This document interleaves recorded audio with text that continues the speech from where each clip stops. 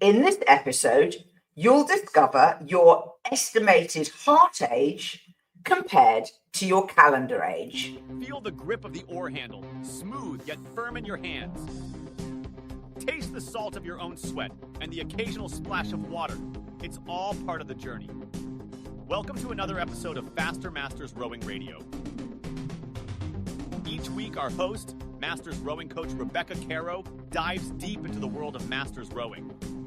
Whether you're on the water or in the gym, join us to become a faster master. Let's go rowing. Hello, everybody, and welcome back. I'm Rebecca Caro, and today I've got a very special guest who's going to be joining us to talk about coronary artery diseases in Masters rowers. Why? Because it hit him like a ton truck between the eyeballs. And his journey is what he wants to share so that you don't have to suffer similarly. Please welcome to the show David Frost, who is a Masters rower, the author of both Kabooma and Burden or Banish, his new book, and he describes himself as an aging endurance athlete and a journeyman in coronary artery disease learning. David, welcome to the show. Wow, I'm glad to be here. And as we say, it's better to be seen than viewed relating to coronary health. So thank you. Now, you very kindly shared some things with me about your own personal health. And because you are an author and you're an incredible sharer and a very diligent student, why don't you kick off by telling us about your journey and why we're talking about this today? So I was told by your colleague, Marlene, that for men, your tune-up needs a little more work at about the age of 70. And I said, I'm different. You know, my times on the rowing machine are great. And, I get asked to row down into lower lettered races. That's all cool. So after the San Diego Crew Classic, when I was 71 years old, I was out for a morning practice and I felt discomfort in my chest like I'd never felt before. Now, never having felt angina, I'm told that's the way to pronounce angina, something wasn't right. So one of my takeaways, Rebecca, is even we folks known to be quiet, known to be stoic, known to be gnarly, if we sense something in our bodies, particularly in our chest region, we should do something about it. So I said, wow, talked to the boss, my wife, and she said, call the doc. So call the doc and get in and have some tests done. And the short version is when you get a text message from your doctor after a procedure, that generally is going to be interesting news. So the message was, don't be alarmed. You have the coronary arteries of a 92-year-old. So now, does that mean, is that a death knell? Not necessarily, but it kind of implies that there some intervention might be appropriate. And what is really on my journey, as you mentioned, I learned that Masters rowers at the age of 20 can have the start of heart disease. Now, what is disease? It is dis-ease or not being the way it should be. So there is a score, and don't want to drop to, I know the supplemental package that you're going to share will have lots of numbers and details, but there is a score called an Agatston Score for calcification, which is a proxy for heart health. Our bodies get inflamed. Isn't it ironic? One of the paradoxes for rowers is exercise is so good for you, but too much exercise is not good for you. And one of the key things, and sports cardiologists say it's going to take another 10 years before we better understand the dose response curve for our endurance efforts to help us without being toxic. So that's kind of an interesting thing. So what our bodies do when we have inflammation, there are 5 things that cause inflammation: environmental stress, toxins, stress, too much sunlight, smoking, and exercise. So by exercise, we're creating a chance for our bodies to send not just calcium, but other Band-Aids to where there's inflammation. Well, when you have inflammation in your arteries, not just your coronary arteries, but that's the most important one for us today, there can be an issue. And there can be an issue if you work too hard, too fast for too long. There can also be an issue if you have a genetic predisposition to inflammation. So in the detailed package, there are some very detailed blood measurements, which are beyond just normal low density cholesterol, LDL, which can share if you have a predisposition for building up calcium in your arteries, and particularly in your coronary arteries, and particularly in your left ventricle, the one we worry about. And we've all heard the term widowmaker. So that was kind of my wake-up call. So my journey started. I thought everything was tickety-boo, Rebecca, until you get a message that says, well, your arteries are 21 years older than you. Yeah. Now this is an outlier. All the other markers from my metabolic reading, my insulin sensitivity, metabolic syndrome, all these wonderful things, we're doing a good job. But there's almost always a kryptonite. And what I'd like to share for risk management, being a student of our endeavor, like Olympic champions are, I'm not, but Olympic champions are students of their endeavor, and they surround themselves with resources. Why not go find out if you have a kryptonite? Now, if I had known 40 years ago that I had a kryptonite called lipoprotein A, a very inflammatory marker for which there's no pill yet or no shot, no mRNA, would I have adjusted my too hard, too fast for too long, marathon running, weightlifting, rowing, bicycling? Yeah, I would have. So knowledge is power, isn't it, for risk management? We can't avoid risk. Life is risky.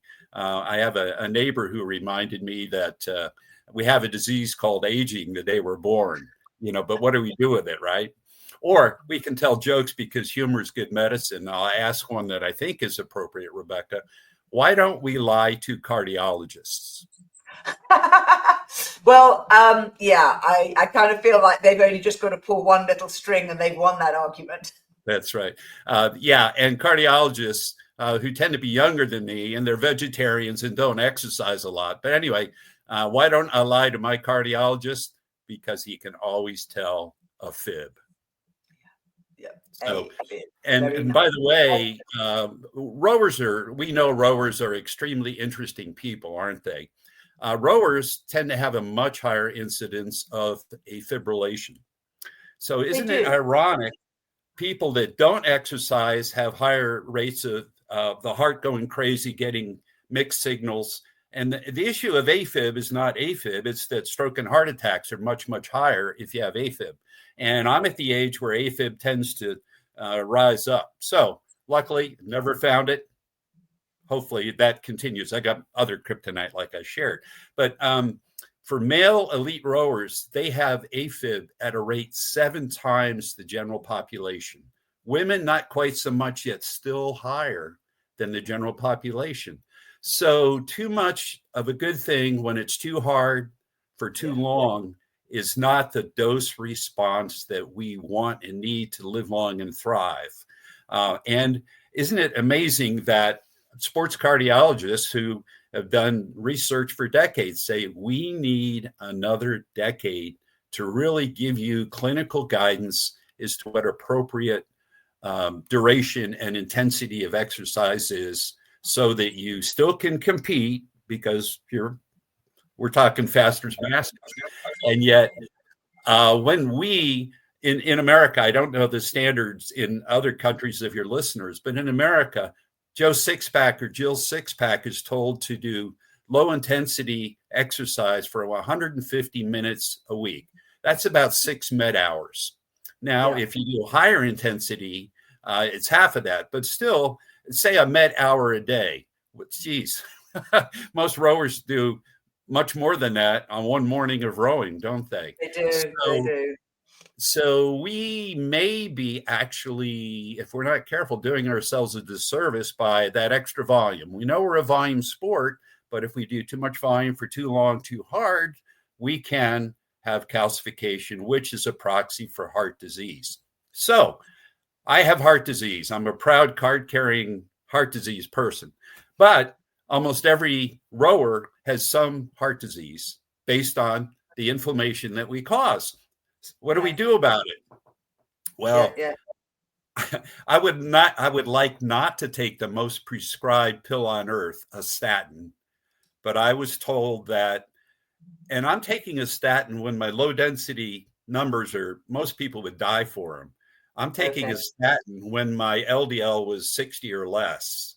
So I'm taking a statin because it apparently helps with the inflammation process, and it apparently helps make sure that the calcium that's there is solidified. You actually want a ring of calcium, not a pus or a furry mass, because that is what can lead to strokes and things like that. So the bad news is I have a whole lot of calcium. The good news is apparently mine is fairly stable. And yes, I'm taking the intervention to try to keep it stable so that I'm around for a while. Now, if we were talking about heart age, there are metrics that we'll have in the package that you'll share. There's some interesting heart age metrics. The more elastic our arteries are throughout our bodies, the lower a thing called pulse wave velocity is. So pulse wave velocity, accurately measured by a thing called a tonometer, tells how elastic your arteries are.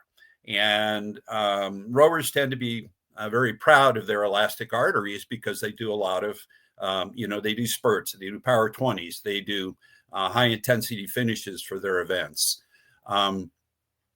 The lower your pulse wave velocity, the better your heart age is.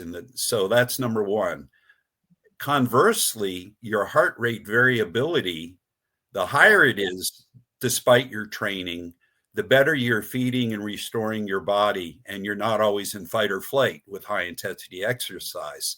So two measures that I would encourage people to think about getting measured and trying to trend them, perhaps with a fitness device, are to monitor your heart rate variability. It could be a ring, it could be a watch, it could be measured. An app. There's an app, yeah. Right. But the other one, so that's heart rate variability. The other thing, you kind of need a measurement. And you want a measurement to be below 10 meters per second for pulse wave velocity. The more rigid your arteries, the higher the stiffness of your arteries, more prone you are to high blood pressure and cardiac events. So those are two numbers where there are ranges that I would encourage all fasters, masters, rowers to be aware of and to just kind of monitor the trends, not to be anal about it, but to be aware. The harder you train, your heart rate variability is probably going to drop, but your pulse wave velocity should also drop unless you're adding to the calcification and the stiffness from too much, too hard, too fast. So isn't that an interesting paradox? We're doing good stuff. And if there ever was a statement that is true, it is that regardless of how good or bad your heart health is, exercise is still good for you.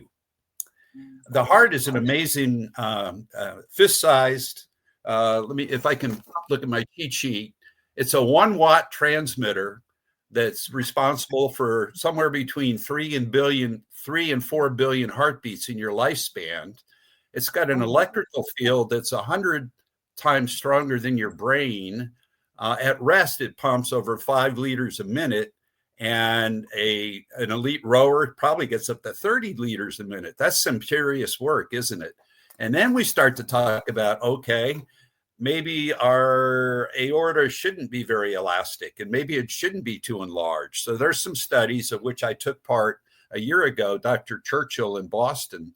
They're very interested in the size of your ascending aorta and whether you might be prone to a rupture in the future because it's so enlarged. So again, too much of a good thing may not necessarily be wonderful.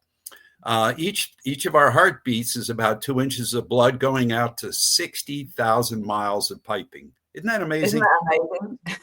60,000 miles of piping. And another thing that I want is, because we're all proud of our skeletal muscles, let's think about a type of muscle that has much more mitochondria than skeletal muscle. Our cardiac muscle has many more mitochondria in each cardiac cell. So I say, we're all learning about how important mitochondria are.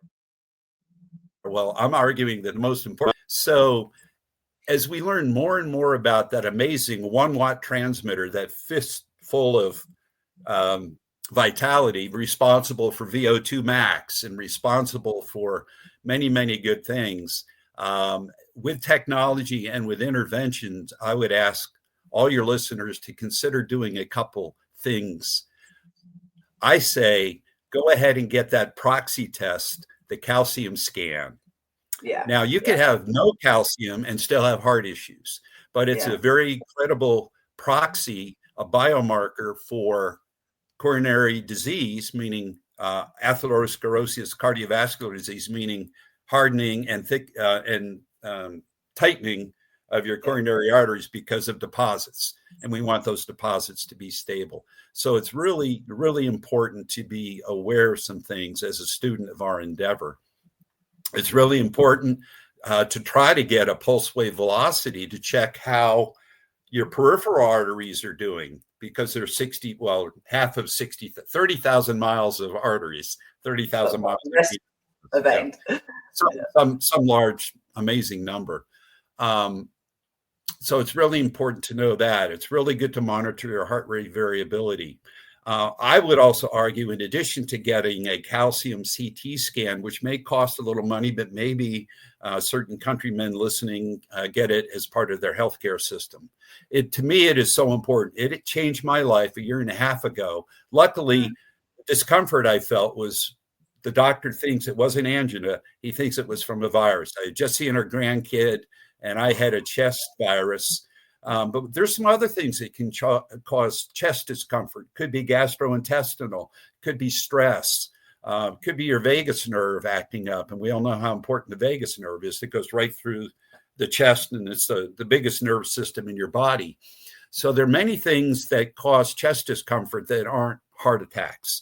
Yet, I please ask your folks, if you sense something, don't be stoic, don't be gnarly, don't be in denial, get it checked out. Almost all cases of chest discomfort, like me, are not heart attack or disease, but it's far better to know that and maybe learn about your amazing pumping system than find a widowmaker downstream.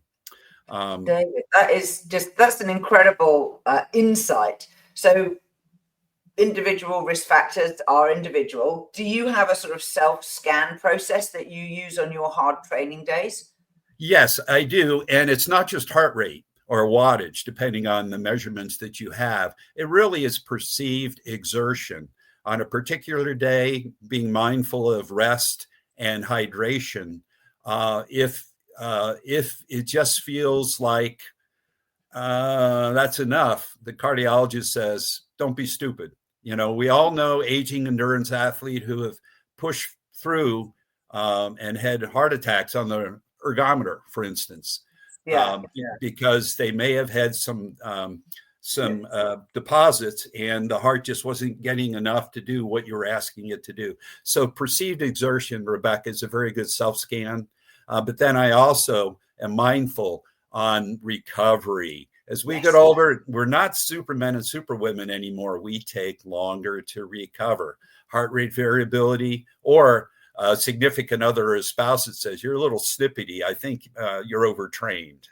Overtraining as you get older is not a wise thing by any means. So self-scan, definitely monitoring your recovery, checking the heart rate variability, and maybe spending a little bit more time, not in denial, but in being tuned into your perceived exertion. Yeah. Now we have a question from Captain Strauss USA, who says, what age should you start getting the calcium scan, and the PWV test? Great question. And in America, clinicians don't want to give it. They like to respond to crises, not prevent them. I don't mean, I'm sure you have many doctors and nurses in in the community, but I do say with a little bit of snideness that I wish we would be more preventative. So the answer for a calcium scan, even though heart disease can start in your 20s, you need some buildup in order to have kind of a feel for it. So I say for men, calendar age 40, maybe women can get by to 50. It's maybe a few $100 US to have that done. You only need it done once, because once you get calcium, you got it. It's not going to reduce unless you have a rotor-rooter remount, and nobody wants to open up your heart to remount your coronary artery. At least I don't, So that's for the coronary, the CT scan. It's a little bit of X-ray, but shouldn't be harmful, and it could be powerful. And it certainly was a big factor in my decision. So for the pulse wave velocity, probably about 40, middle age. Yeah. Because, the aging process, we change. We want to change at a different trajectory than non-rowers, right? So I think 40 is good for the guys, maybe ladies 40, maybe 50, but it really is good to know. And I just wish that I had not waited till age 71 to have both of those done. Now, in the case of my pulse wave velocity, I'm a young man. In the case of the proxy for heart disease, I'm not a young man. So there are many studies which can give you cause for concern or cause for, yay, I'm okay, that will put in that supplemental package, Rebecca. But let's say 40 for guys and 50 for ladies. I'm a layman. I'm not a doctor. And yet, boy, if I knew at 40 that I had extreme calcification and good pulse wave velocity, guess what? I would have exercised, but I wouldn't have I would have not violated the 80-20 rule that we're now. 50 years ago in college, we were probably 60% steady state and 40% mid to high intensity. 60-40. Right. What is it now? 80-20. And it may change to 85-15, kind of a Pareto's law in the future once sports cardiologists learn more about our amazing cardiovascular, cardiorespiratory systems. But in my particular case, it's life altering, not life changing. I'm still going to row. I'm still going to work out. I'm still going to go on long bike rides. But I'm going to listen to myself better and not be pretending I'm Superman because I have kryptonite, and probably almost all of our listeners have one. Yeah. I do think it is a factor of the human condition, is that we are slow to recognize when our bodies are moving into the next stage. And even if, for example, as simple as, should I be shortening the length of my oars? Should I be getting more recovery between workouts? Should I be not doing 5 races a day, but maybe just doing 3? And again, it's very individual. And we do have a tendency, particularly those of us with the sort of type A competitive mindset, to be in denial rather than in acceptance and reading the signs. Boy, Rebecca, that is so true. And I offer for the gents who are listening, at about age 70, unless you're extraordinary, you're going to find out that you're not immortal. And ladies, it's going to take longer. But you're going to find out you're not immortal, and you don't have to be faster than you were in college. You're not chasing yesterday. You just want to be faster than the folks you're in your letter race, right? Or if you race down, that's cool too. But as extreme high intensity, I would argue that high intensity interval training more than once a week is not healthy in anyone's dose response curve. I would share that a Norwegian 4 times 4 minute, 3 minute rest, VO2 max, awesome, because you're at maybe 85%, but you're not red zone Tabata. So work on your VO2 max, but guess what? Part of VO2 max is what? Body mass. One of the things male rowers in particular are, I'm still pretty fit. Not your waist to hip ratio is not where it could be. So part of high blood pressure, part of VO2 max, of course, relative VO2 max is body weight related. It's, it's not even though we float, so, it's not like bicycling or running. We don't want to be carrying around too much white fat. It's just not good for you. Now, talk to us a little bit about your new book. So first two books were generational. Kaboomer was for my generation, baby boomers. The second one was for Gen X, called Strong to Save, stressing the importance for rowers and non-rowers of resistance training. And I think we chatted about that. You were nice enough to chat about that in a prior session. Third book, though, I'm not doing it generational. I'm doing it for all generations. It's Burden, ? Or Banish, meaning if we in America and probably in the developing countries that have too much food and too much opportunity to use their thumbs and not move, I call it glothic behavior. Two of the original sins of sloth and gluttony can be dealing with 80% of heart disease is preventable, or you can stave it off. But here we are waiting until we have a problem to have interventions, open up your chest, put in stents, do this, do that. Wouldn't it be better to start preventative measures, lifestyle measures, and of course, exercise to defer or perhaps even banish something that's preventable. America's top killer, and I believe the world's top killer, the number one cause of mortality in the world is atherosclerosis, cardiovascular disease. Thankfully, it's not opioids. Thankfully, it's not warfare. Thankfully, it's not cancer. Although, as we're living longer but not living better with interventions, cancer is creeping up until we get a miracle moonshot. But we should be doing better. And rowers, because they're so mindful of their bodies, because they self-scan, because they're going to get past denial, hopefully we're going to contribute to banishing a preventable problem. Well, your book will definitely be a serious contributor to that, because I know the depth of research that you do. And I'm sad that it had to be a personal journey, but I'm also happy that we're still talking.